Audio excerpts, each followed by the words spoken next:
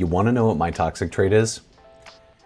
I love a good 3-mana artifact. I love a good 3-mana rock. I know that in today's day and age, 3-mana artifact, ramp, or mana rocks that are 3 mana are really looked down upon in the Commander format.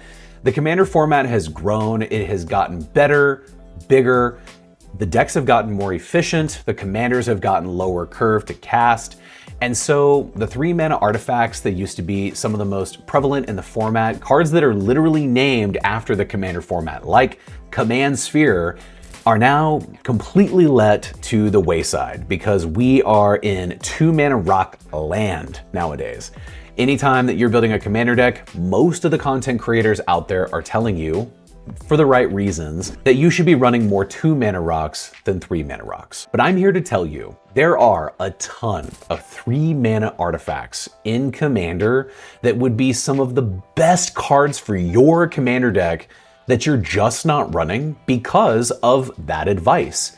And so in today's video, I wanted to cover 7 of the best 3-mana artifacts that you're not currently running in your Commander deck. And by the end of this video, I promise you, there's gonna be at least one of these 3-mana rocks that is gonna surprise you and make you think twice about putting it into your decks. Let's start you off with something that you may know. Dip your toes in the water first, and we're gonna keep getting more and more niche as we go. This first one is Midnight Clock. It is a 3-mana artifact that lets us tap for blue mana, but it also accrues hour counters over time at the beginning of each upkeep. So not just ours, each of our opponents. And after we hit our 12th hour counter, we get to shuffle our hand and our graveyard into our library and draw a fresh set of 7 cards. Now, this card is way more impactful in practice than it is on paper. Because this triggers on each opponent's upkeep, it only takes around 2 to 3 turns for this to come online. And at the point in the game when you wish that you would have some more cards to draw, that's when that 12th hour counter triggers. Even though it's one that you've probably seen before, you've also probably taken it out of your deck list. And I'm telling you, if you have a deck that wants to draw cards, which is pretty much every deck, but is specifically commanders that have some type of trigger or ability that triggers when we draw additional cards, if your deck cares about counters and proliferating counters, or if your deck is not using the graveyard and you want to make sure you can recur some of those important graveyard pieces back into your deck, this is a 3-mana rock that is really, really good, and yet so many people still cut it from their list just because it's 3 mana. I promise you, if you've got decks that want to be running this, it's worth the 1 additional mana to play Midnight Clock. So the next card on our list is another one that for 1 additional mana gives us so much repeat value over time that it has become a staple in a lot of my decks that use the crime mechanic, or has incidental value in tons of Commander decks that you might not be thinking about. Bandit's Haul is 3 mana, it's a colorless artifact, and it says whenever you commit a crime, put a loot counter onto Bandit's Haul. This triggers only once each turn. Then we can tap it for mana of any color, so this helps us fix any of the colors we need for our 3 or 4 color decks. And then its last ability lets us pay 2 mana and tap it, remove 2 loot counters from it, and draw a card. So for just 1 additional mana, we get an Arcane Signet that, as long as we're interacting with target creatures on our opponent's board, or we have a commander that interacts with something our opponents are doing, and we're targeting their graveyards or targeting their hands, we have the ability to increase the loot counters, and at the point in the game where we don't need the mana, we can start using this as a repeatable card draw spell. Not to mention, again, these are counters that can be added to with proliferation or adding additional counters with all kinds of other synergies. It is such a value powerhouse that you should be thinking about for pretty much any Commander deck, but especially those that care about committing crimes or using that crimes mechanic. The next card on our list is Misleading Signpost. Not only a 3-mana rock that lets us tap for blue mana, but it also acts as interaction, because whenever Misleading Signpost enters the battlefield during the declared attacker's step, you can reselect which player or which permanent target attacking creature is attacking. And because it has flash, we can flash it in on our opponent's turn the moment that they have declared which creatures they're attacking and where they're sending those attacks to. What decks care about blocking somebody from attacking you? And what decks care about, changing up if somebody's swinging out for you at, for lethal damage? And I don't know, like literally every deck in Casual Commander is gonna have people swinging at you, it's gonna have swinging at other people, having some way to redirect traffic, but also afterwards being able to tap it and cast a Ponder or use it to be a part of your mana for your following turns is just so underrated for just one more mana to cast. The next one on this list is one that I absolutely fell in love with when the Doctor Who set came out, and that is Sonic Screwdriver. So this is a super versatile artifact that lets us tap for mana of any color, but it also lets us untap another target artifact. It lets us scry repeatedly by paying 2 mana and tapping it, and it says target creature can't be blocked this turn. So we could use this obviously on our own creatures to make them swing through and not be able to be blocked. We can also use this on our opponent's creatures to force through some of their attacks with some of their big bad threats. Like I said, the spell is just so versatile. It lets us look at some cards in an artifact deck. It lets us get kind of silly with tapping and untapping artifacts, but it also just makes us mana of any color. And then at the end of the game, it lets us make one of our creatures unblockable and go out for the win. It's just such a powerful card for 3 mana. I don't think there's a lot more that we could ask for, but maybe one of the other cards on this list can do even more.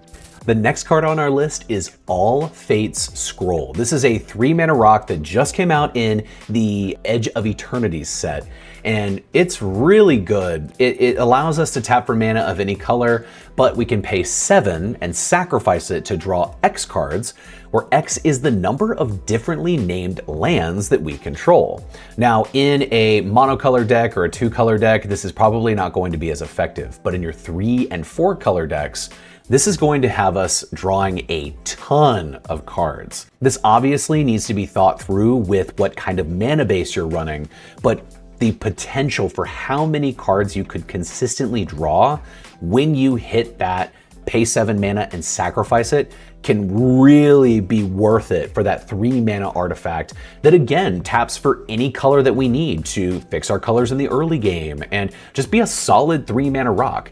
It costs 1 more mana to cast, but can draw you an insane number of cards compared to something like Command Sphere that only lets us draw 1 card if we sacrifice it.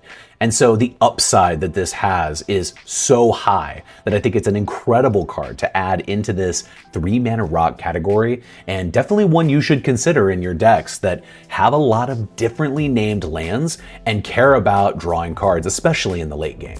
Transmogrant Altar is such a weird and really neat 3 mana artifact that allows us to create mana, but also create tokens. It's not a traditional rock in the sense that we can tap it and generate 1 mana, but it allows us to pay a black and sacrifice a creature to generate triple colorless mana.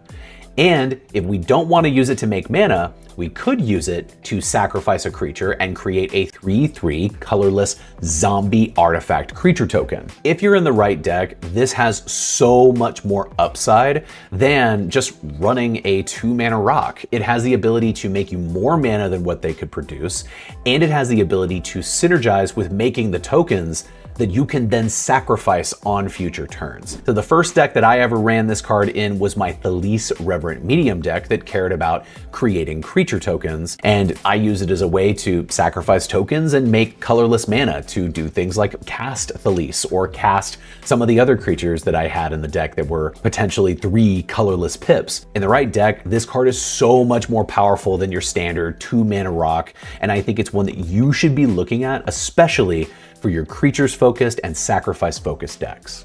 And our last 3 mana rock in this list is in green, a color that is historically not going to run rocks in the first place, but one that has so much potential and upside in the right decks, I had to make sure I mentioned it in this video. So Ancient Cornucopia costs 2 generic and a green. Lets us tap for 1 mana of any color, so lets us fix our colors in multicolored decks, but its ability is really cool. So it says, whenever you cast a creature spell that's 1 or more colors, you may gain 1 life for each of that spell's colors. Do this only once each turn. So in a deck where we're going to be casting multicolored spells like Charms, or multicolored spells like our Commander, or other really powerful cards in the 99 that just so happen to be 2 or more colors, each time we cast the first one on our turn, we're going to be gaining some incidental life. In addition, this is something that can trigger on each turn. So if we're casting Interaction or Interruption on our opponent's turns, this is also going to trigger. We don't have to use the mana from this spell. This just is a static effect that this artifact gives us. In dedicated life gain lists, this is insanely powerful to just gain incidental life, triggering our commander, triggering our cards on our board. But even in a standard commander deck that's maybe even just a 2-color deck, there are so many cards in your list. When you look at your deck list, look at how many cards in your list are 1 or 2 colors.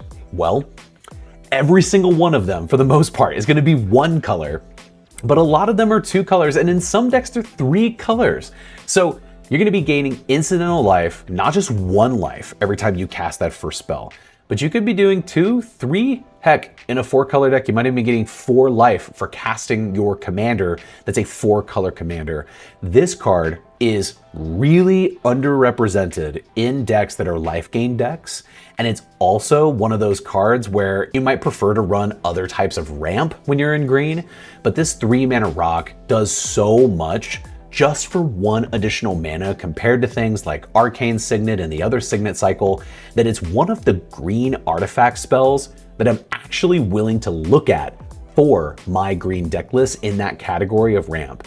And I highly encourage you, if you've got a life gain deck, or if you've got a deck that's just running a lot of spells that are maybe 2-color or heck, even 3-color, you're gonna be getting a ton of incidental life and getting a lot of value for a card that only costs you 1 additional mana to cast. There are a lot of commander decks that would want to run some of these 3-mana rocks, but most people don't because of the solid advice of wanting to make sure that, you know, if you have a 4-mana commander, we want to use 2-mana rocks. And if we have a 3-mana commander, we want to use 1-mana rocks. But I promise you that casting your commander 1 turn later is going to be worth it for some of the value that these cards add, in addition to being part of accelerating your mana. And if 7 wasn't enough for you, I have a full package here on my Moxfield where I go into not just the ones we've talked about here, but a number of other really powerful 3-mana rocks that you can be running in your commander decks. Take a look, see which ones may work with your synergies, but at the end of the day, these are really powerful spells that in the right deck, with the right synergies set up, can be worth that 1 additional mana cost. And if you're not looking at what these kinds of really synergistic 3-mana rocks could do for your commander deck, I highly encourage that you take a look in the description, check out the package that I've put together, and let me know down in the comments if any of these cards are useful or could be great for your commander deck. Thanks for watching. If you liked this video, the most important thing you can do is to subscribe. I'm currently on the road to 1,000 subscribers, and it would mean a lot if you subscribe to the channel and check out all the other videos that we have going on and that I've got coming up here in the near future. And if you found this package on Moxfield useful, let me know. Follow me here on Moxfield and let me know what other decks you'd like to see in the future in the comments section. Thanks so much for watching. My name is Clear Reason, and I'll see you next time.